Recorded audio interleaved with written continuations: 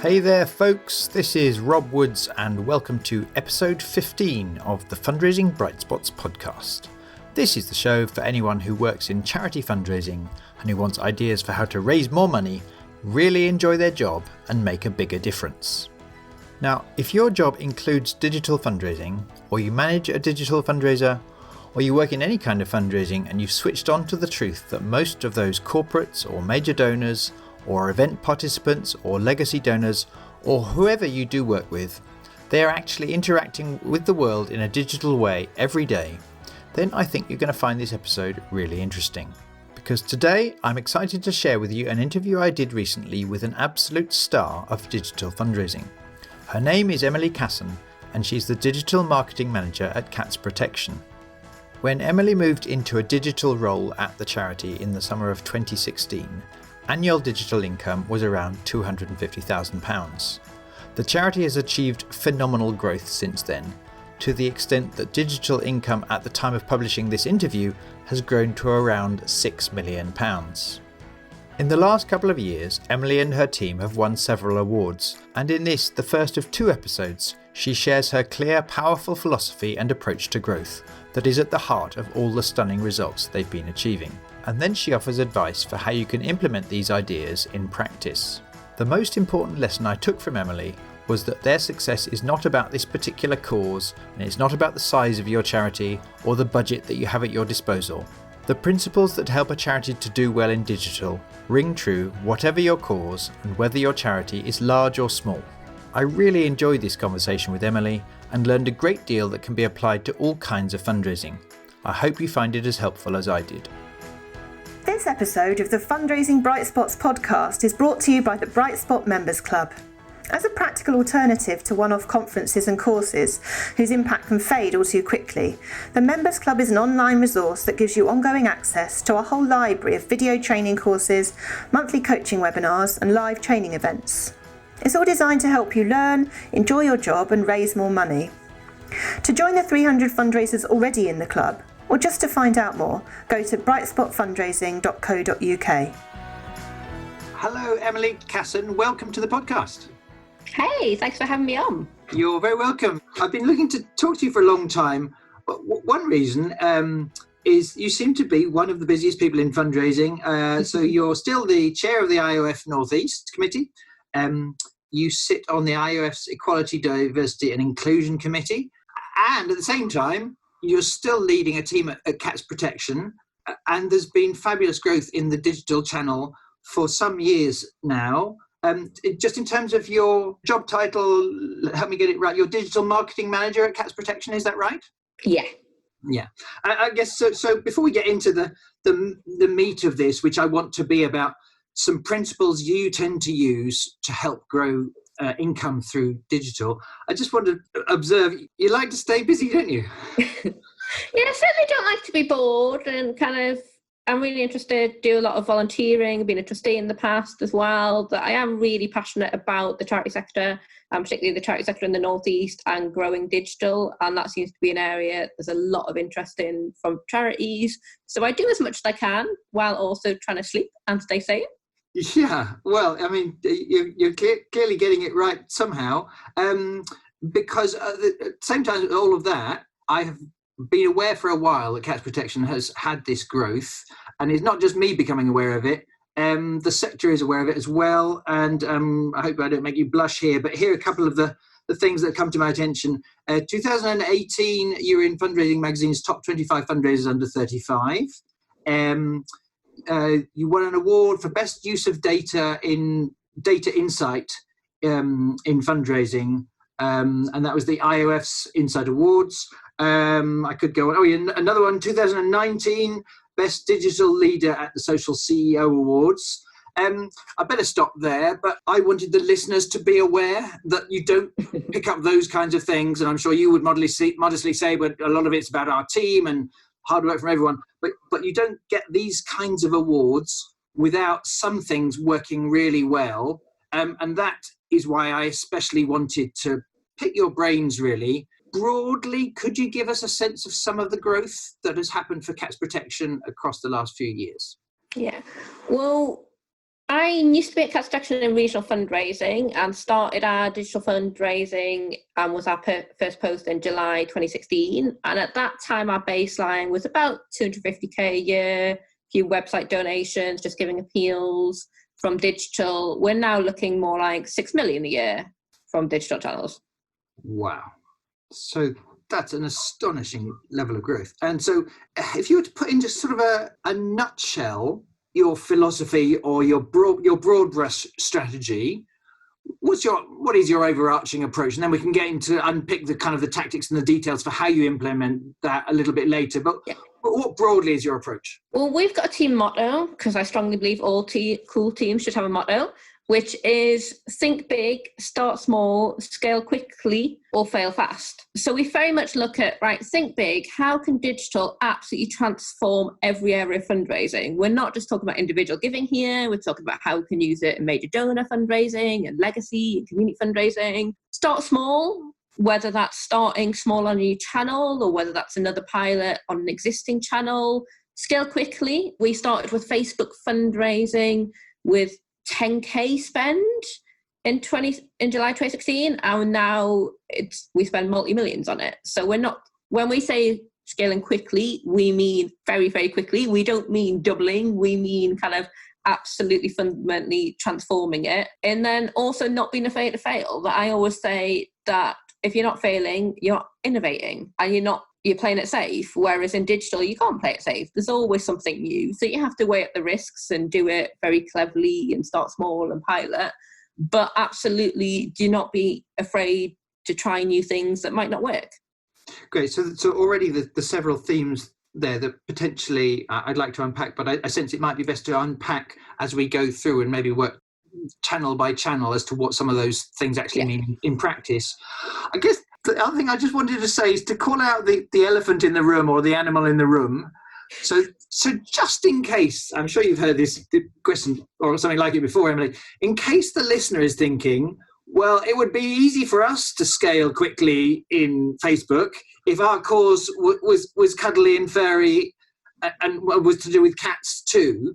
You and I talked the other day, and you gave me a strong sense that it's absolutely not about the cause. There's some advantages to the nature of your animal cause and absolutely some disadvantages as well. I want to get this out of the way so that the listener can tune into actually it's your principles and your approach that actually could A, be applied irrespective of cause, and B, I don't want the listener to think, that this is all about scale and big budgets. My sense is the principles are correct, irrespective of course, and also even if you're in a much smaller organisation. Could you just speak to that potential question mark? Yeah, well, I always say that, it is cats, the internet. Many, many, many people have had that same conversation over the years, and I argue it's actually harder because the internet is full of cats, so why would you therefore donate if you can get all that content for free? And how do you make the charity content stand out against such a crowded market?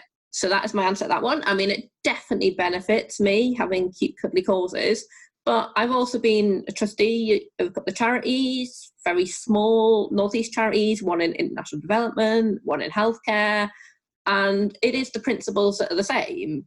There, when I'm working, you were talking budgets of 50, 100 quid starting out doing kind of Facebook advertising. Admittedly, I'm lucky enough to have a 7-figure budget with my day job hat on, but I've done this for small charities. We've done this for the IOF in the Northeast, other small groups.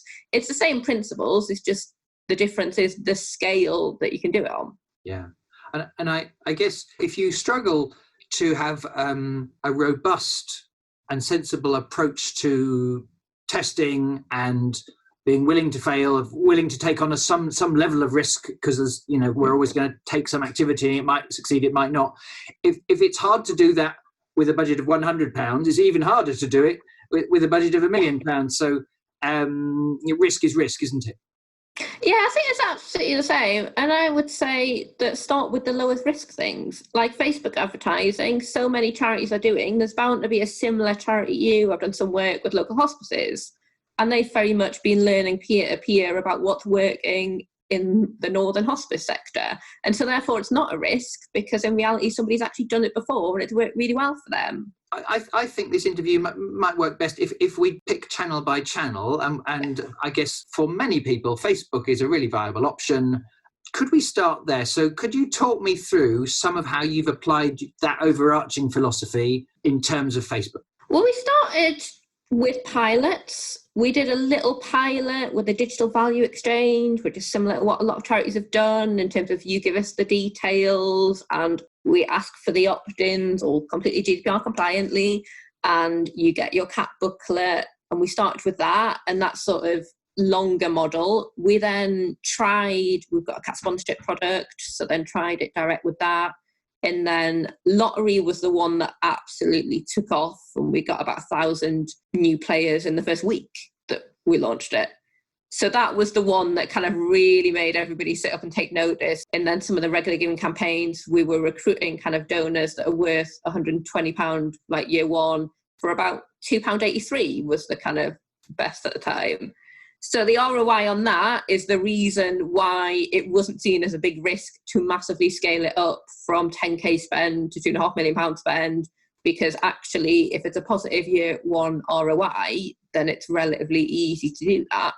And like I say, that works on any budget. So then we kind of moved from looking a bit like, great, how could we utilize Facebook for regular giving to think, right, how could we do it for legacy marketing? How could we do it for corporate? How could we do it for major donors? How could we do it with our great success with event fundraising? So it's looking that overarching think big, thinking of how could it transform every area? It's not digital sat over here and the rest of fundraising sat over the other side of the room. It's actually digital should be a part of every fundraising stream rather than something separate. And we then kind of grew and grew and grew. And a lot of testing and learning along the way, that at any one time we might have 500 different adverts live, because we are constantly testing and learning. It might be tweaking a copy line, tweaking a creative, but it's that sort of data-driven approach is, I think, the reason we've had so much success, that we've looked at the data, we've looked at the ROI, we've constantly pushed it. We've not gone, oh, those results are amazing, let's just keep doing that. We'd be like, okay, can we double this? Can we triple this? Can we times it by 100? And thinking about what effect that would have on the charity as a whole if we suddenly got all of these extra supporters and all of these extra potential supporters that are interested because they're seeing us through digital channels, that the income has had a massive impact and allowed the charity to do a lot more than it could otherwise. And it's about looking at all these amazing people that want to help. That the beauty of Facebook is people are talking about things that they love. If you can inspire them to love your charity and more likely your cause, and your charity is the vehicle for them to actually do what they want to do and support what they love. So it's not a hard sell. So there's several things I wanted to pick up on there, but one of them is the notion of 500 tests at any one time. To me, feels so overwhelming. I guess there's some listeners who are really used to working in this way, and testing is just a way of life, and they wouldn't be overwhelmed by that. But in layman's terms, how do you manage to keep track of so many things you're testing at the same time? Well, I'm lucky that I've got agencies and people, but I'll admit there's a lot of giant spreadsheets floating about. There are an awful lot of spreadsheets in my life. I'd love to say there's some fancy digital tool, but it often comes down to spreadsheet and what we've tested. But I would say that I've done it before with small charities and be like, right, what 5 different copy are we going to have? And I would say, actually, don't just do a load of random tests because they're not meaningful. That you need to actually think, right, okay, this month we're going to all test copy lines. And everybody doing Facebook advertising, or even if it's just you, be like, right, that is the key thing. And I want to get some really concrete learnings in terms of, is it short and snappy? Is it longer ones that work? And then, okay, right, I can then use that and build on it the next month and say, right, next month I'm going to look at creative. In our case, it might be colour cats, because we know people respond differently to different colour cats. Yes. So it's very much having that strategic approach. So I would say, like, for smaller charities, just think pick 12 things you're going to test over the next year. It might be really simple, let's say subject lines, creative, audience testing. I mean, like, okay, I'm going to like target to a slightly different age range this month and see the impact of that. Yeah. And that's then not overwhelming if you're thinking about that and then thinking by the end of the year, you will have learned 12 amazing things that will improve your conversion rates. Yeah. So that's so helpful. We don't have to do 500, and we can simplify it by just choosing one thing at a time, or one theme at a time, and that's going to be this month. And we've got one objective for how much ROI or how much income this campaign might make, but just as valuable is the learning, the treasure that we might have by the end of this month. Yeah. Fantastic. I think that helps me feel it's that bit more manageable. Then I had another question to do with the way you appear not to be nearly as siloed as many organisations I know. And again, your answers might be kind of just doing obvious things, but actually making it work in practice. But what have you learned about all the different departments at Cats Protection, becoming better at digital, rather than you doing some individual giving and then leaving the corporate team and the legacy team to do their own thing and not necessarily be as expert as they are if they work with you? I mean, practically speaking, have you learned some lessons about making that holistic approach? I think definitely have some lessons, because part of my role is to look at every area of fundraising. And even though you say we're a big charity, until kind of this time 2 years ago, I was still on my own. So I was the sole digital fundraising person. So therefore, when you talk about silos, it was pretty easy for me to go around all these managers and say, what are your priorities for this year? Yeah. How can we use digital to help you achieve them, and talk about that? It does get more challenging now. I've got a team of 6 to action, and other teams have also expanded to try and not make it siloed and actually make sure we are sharing the learnings from all the different campaigns and we know what all the priorities are. But it is a case of kind of every autumn sitting down with all the different fundraising teams saying, right, what are your overarching priorities and plans for next year? What plans have you got for digital? My team can then say, ooh, we're planning to develop this channel. Why don't you think about testing this? And give them ideas of what would work.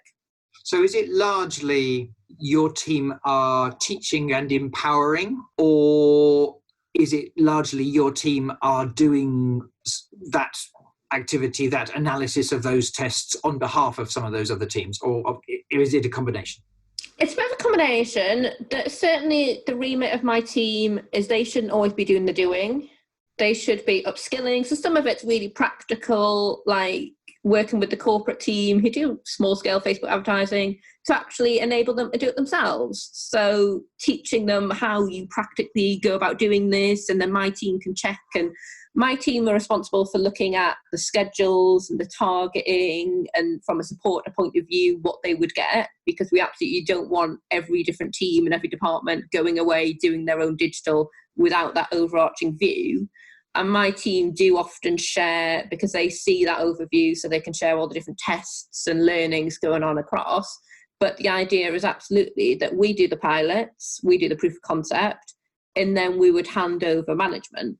So originally Facebook, it all sat under me, sat under my budget, my management. Now all the different fundraising teams would have a digital advertising line in their budgets.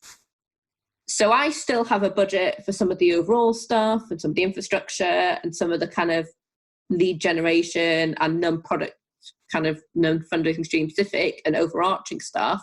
But they all have their own. So they all have their own plans for digital. And that is a massive culture shift over the kind of last few years. That, like I say, 2016 at the start of that year, there was no digital function at all. It was me as a regional fundraiser spending 20% of my time on digital. And that was the whole digital fundraising function at Cats Protection. So everybody thinks we're this absolutely massive team, whereas, like I say, until 2 years ago, it was me on my own. Mm.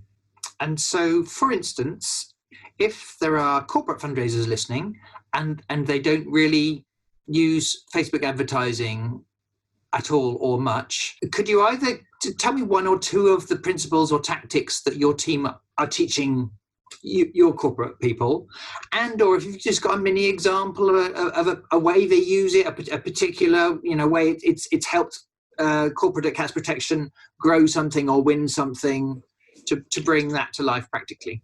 Yeah, well, I think the corporate approach is slightly different to our kind of mass individual giving we want the general public. Yeah. So some of it really practically are things like Amazon Smile and the initiatives that they're pushing out as a corporate team that they can do. And some of it, we've got big partnerships with the likes of Purina. So it's working in partnership with our corporate to say, how can we work together? We did a joint campaign, the Unadoptables. So that was working with a corporate partnership and saying, look, we've got this big engaged Facebook audience, you have. If we actually combine the two and do a joint campaign with joint aims, that's going to be more effective for everybody. Yeah, that makes absolute sense. And then in terms of the practicalities, for instance, in that one with that corporate partner, the corporate fundraiser who works at Cats Protection, they are, what practically and tactically are they doing that is supporting the campaign?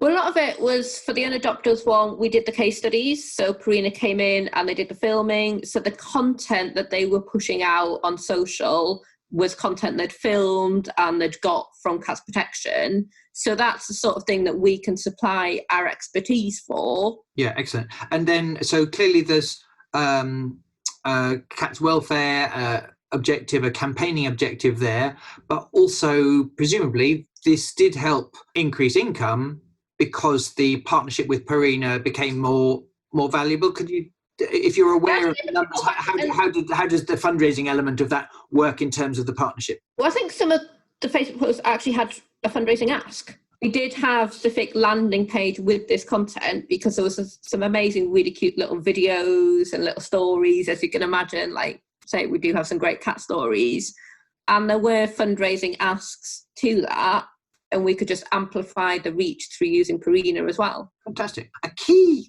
thing I've heard in all of this bit of the conversation is that relentless expectation that more is possible. There is no perfect. There's never an end to this destination, and I guess that comes right back from the beginning of the conversation you're talking about. When you say think big, there's this endless curiosity and what else could we try? What else could we test? I mean, I don't think that comes naturally to lots of us.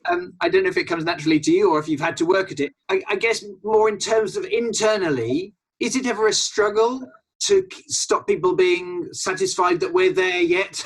Well, aren't you satisfied yet? Have we got to test it again? I mean, could you help us understand how you've helped instill this level of ambition? Well, I think it kind of helps that the team I now manage, I've kind of handpicked and been lucky enough that I've got them from scratch and instilled that from the start, that is the belief of our team. There is no limit. We think big. We do have to think practically in terms of what we prioritise and what we do. But last year, we had 128 different projects or campaigns in my team planning. So they are used to that. I get that it might be scary to look from the outside and think that's a level of ambition. And I'll be honest, we've not really encountered that culture in other departments and other teams. Definitely encountered the I don't really understand what this thing is that you're doing culture. And particularly at the start, it was a bit of a hard sell in terms of, okay, I know you've done this for years and years this way, but let's try bring some digital in. Let's see how we can change it.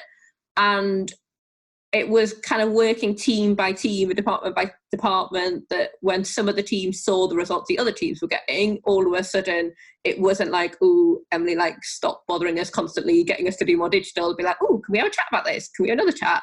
Yeah. And that's when I got a team, because it just bloomed. And I mean, I'll admit, and my agencies will tell you that I am the nightmare client that is never ever satisfied, that is constantly going like, yeah, that seems like an amazing result, but... And it's constantly that but I think that's why we've got such good results, because I can go at the chain to trustees and say, look, we are getting these results. We want to do even more. Can we have a multi-million-pound investment in this? And they say yes. And we do sometimes get it back down from trustees being like, yeah, that all sounds great, but can we do even better? And it's almost like an education piece that I need to do internally to be like, yeah, we're already doing like really, really well at this. Like a lot of people are like, oh, but we could be doing more, right? And I'll be honest that I personally rarely take the time to step back and think, oh, we did actually do really well last year. Like that there are times like in 2018, the target was originally like 2,500 new regular givers and we hit 25,000. So there are times like that when you think, like, okay, slightly above target there. Like, shabby, is it? Yeah. Part of what enables really good fundraisers that I've interviewed over the years to sometimes be a bit difficult rather than just keep social harmony at all times. It's not that they in and of themselves are awkward. It's they've just got this notion of what that next cat that might be suffering. They don't have the luxury of choosing to be nice or not. They need us to endlessly. You know, it's inevitably in fundraising. Often our best behaviours and drive comes not because we're doing it for ourselves or it would be nice to get a better result. It's because of what is at stake. If we could find even the next level. Yeah, I think it's definitely that. And I think something that I have learned over the last couple of years is the kind of supporting departments like your IT and your HR and your finance, that sometimes this level of growth is quite difficult for them because I've had the investment and I've got a team and we've got all this extra activity, but that does create a lot of work for other departments. And so I think that's something to consider when growing this quickly, to look at, okay, digital's not an island, it just look at the whole organisation. And that's definitely something that I've learned. And like I say, that I probably am the difficult one, but it's definitely looking at the end of the day, we want to raise more money for cats, that we're opening a new centre in March because we've got extra income, so we can do things like that. So that's kind of very much linking it back to the cause and what extra could you do with this extra money? Yeah. Any last tip? Because some of the listeners, it's not necessarily the digital theme that's catching their interest, but it's the good problems that you get when you're growing so quickly. Now, they're better to have the problems of growing quickly than most other problems, but they are still problems to solve. And just what you said there means I feel moved to ask you, is there anything else you've learned, any other top tip that can help us mitigate some challenges that come with quick growth?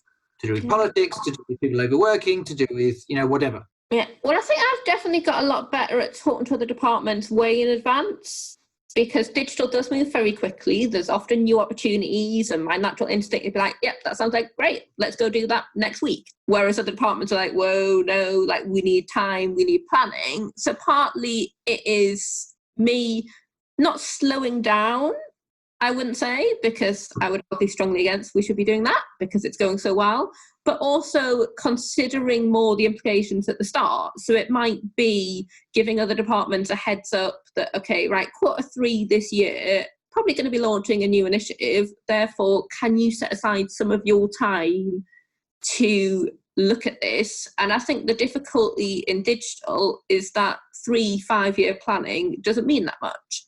Like I say, if you think 3 years ago, we were like raising 250k, had one person, that's completely different to now. So it's trying to get the rest of the organisation, and that would be a top tip, to be comfortable with not knowing exactly what the thing you'd be doing was going to be.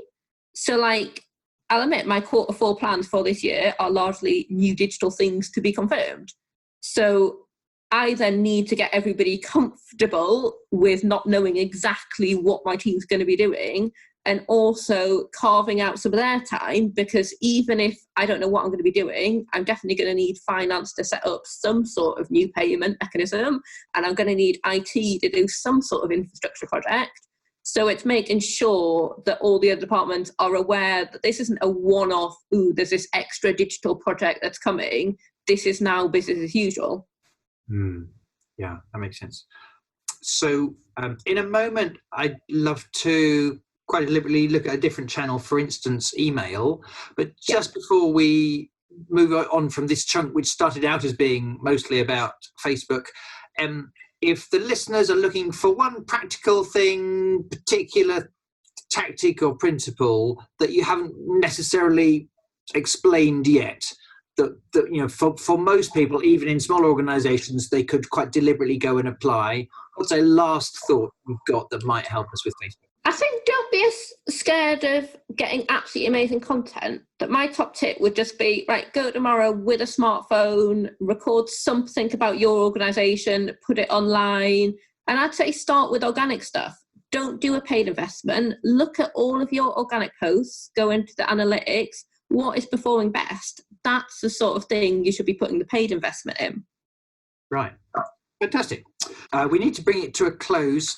If people, I know quite a few people in the Northeast already know you because you spend a lot of time getting out and about and helping in various ways.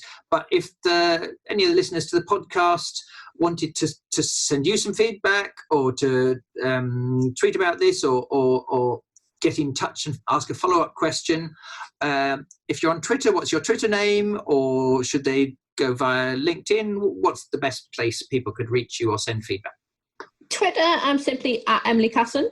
So I am pretty easy to find, and I'm also active on LinkedIn. I mean, not surprisingly, working in digital marketing, I am pretty easy to find online, but I'm always open to tweets and LinkedIn messages. And I love hearing feedback, and I love hearing people that listen to things that I've done 6 months down the line and what they've done differently, and I love hearing other people's results, that if they've implemented any of this, what has changed as a result.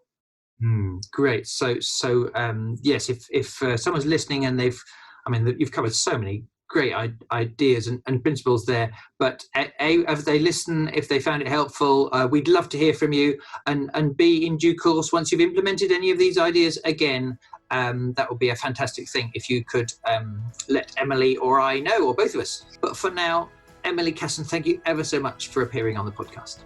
No, well, thanks for having me on, and I hope it was useful for everybody. Yes, it really was. Thanks, Emily. Bye-bye. Thanks, bye. So that's the first half of my interview with Emily. I hope you enjoyed it. I've written a summary of the key ideas to take away in the episode notes in the blog and podcast section of our Bright Spot fundraising website. If you want to get in touch on social media, we'd love to hear from you. Emily's Twitter name is @EmilyCasson and mine is @Woods_Rob. And we're both on LinkedIn if you prefer that.